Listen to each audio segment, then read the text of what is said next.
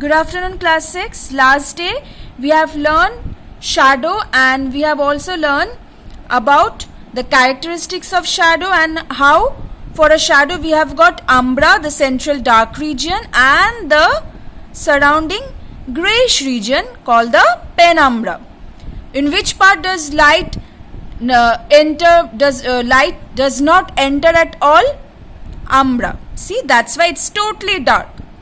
In this part, some part of the light is received. Okay, that's why it's grayish, not complete dark. Also, I have explained about the point source of light and extended source of light, isn't it? We have done all this. Okay. Now see this activity. See, you have taken a torch, okay? You have covered the part from where the light is coming from the torch with a black paper, and you make a small hole. So light is coming from a very negligible extent. That means what type of a source is this? Point source or extended source? Point source of light. Now you take a cardboard, okay? It serves as an opaque object, isn't it? A wooden cardboard. It serves as an opaque object. It will not allow light to pass through it. So can shadow form on this? Yes, shadow can form on this cardboard because it's an opaque object and we need an opaque screen, a source of light and an object in the path of the light to form the shadow. These are the three things we need. Okay, so source of light, we have point source of light. We have a screen, opaque screen on which shadow can be formed. And also we have an object. What is an object here? See, we have taken a ball, okay? And we have placed the ball in the path of the light rays. So it will obstruct the light rays, isn't it? So you will find that a shadow has formed on the screen. Okay? Notice that when the ray of light you draw, you give arrows like this, okay? That means the light is moving in this direction, so you give an arrow. Okay, like this. What can you find? That the shadow, first of all, it has got only the umbra, isn't it? Only a dark region. So, and also the shadow is larger than the object. So, for a point source of light, characteristics of shadow are, see, shadow has only got the umbra, dark region, and it's larger than the object. Okay. What type of source is a candle? See in this diagram. The candle, the light is coming from this part, isn't it? Is it a point source of light or extended source of light? Extended source of light, because it has got certain extent or width, right? Now, let's see how shadow is formed by an extended source of light. Again we do, forget about this cardboard. This is not there now.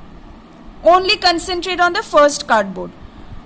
See, you have placed a cardboard, you have placed a ball again in the path of the light rays coming from the candle. Now, notice that the source of light is smaller than the object, isn't it? See, the source of light, this part is smaller than the object, right? Light rays are coming. See, again, see, many number of rays can pass through this, but is it possible for us to continue drawing as many number of rays as it can pass from here? Suppose from a candle, the light portion, many rays can pass. We will only draw two rays coming from one point here, another point here, to understand how the shadow will form. This is for our convenience. It's not possible, right, that we will sit and keep on drawing all the possible rays. Why we will do that? If we can get the diagram only with two rays. One coming. What about the light rays coming from like this? Will it pass through the ball? No. If it passes, then what will happen? Shadow will not form. This is an opaque object. What are the conditions for shadow? Source of light. We have a source of light. This case we have extended source of light. We need a screen where shadow will be formed. We have a screen, cardboard. And we need an opaque object in the path of the light rays, so that which object will obstruct the path of the light rays. It will not allow light to pass, and as a result we get a portion in which the light does not reach, and as a result we get a shadow, isn't it? Notice that this part gets no light ray, but you will notice that there is a surrounding part which is a bit greyish, not as dark as this part. That means here some of the light rays are received.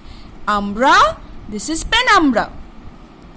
Umbra and penumbra, right? And what can you notice? That means extended source of light, and also the source of light is smaller than the object. You get umbra and you get penumbra, both, isn't it? And what have you noticed? See the size of umbra, it is larger than the object, isn't it? Also you will find, if I move the screen like this, more away from the object, you will find that the umbra will gradually increase in size. Because see the rays have to now travel up to this. Previously it was traveling up to this, now it has to travel up to this. If you farther move the screen, a bigger umbra you will get. Because the light rays now will have to travel up to this. Umbra, penumbra. Isn't it? So as you move the screen away, the size of umbra and penumbra increases. Now what about, see this case. Now we have taken the object smaller than the source of light. See? Now what are we observing? Same light rays, they are coming. One ray, another ray, another ray, another ray. Okay, so from this point we consider two rays coming. This and this. Basically, for both the diagrams, notice that from one point of the light part of the candle, we will consider two rays from each part, one from this point, one from this point, to cover the entire source of light. Okay, one ray will consider, see, many number of rays will come, so we can't just sit and draw infinite, that means hundreds of rays we cannot draw in a diagram. So just see how will it pass. Other rays, will it be able to pass through this? No. Another ray which is like this, that means which will touch the boundary of the ball, that light ray can pass. The light rays which will actually travel along the boundary of the ball can pass and fall on the screen. Same here, light rays traveling along the boundaries of the ball can pass and fall on the screen. Otherwise the ones falling here will not be able to pass and fall on the screen. That's why we get this umbra and we get the penumbra. Again see from here, right? So what do we now see? Now we see that the umbra, here also umbra and penumbra is formed. So extended source of light, always umbra and penumbra both are formed in a shadow. But notice that the umbra is very much smaller than the penumbra, and also it's smaller than the object, isn't it? Now if you farther move the screen away, you will find that the size of the umbra will gradually decrease. Why? Because now the light rays is traveling. If you farther move the screen, it will again decrease, finally it will vanish, the umbra. That means you will only be able to see the penumbra then. Okay.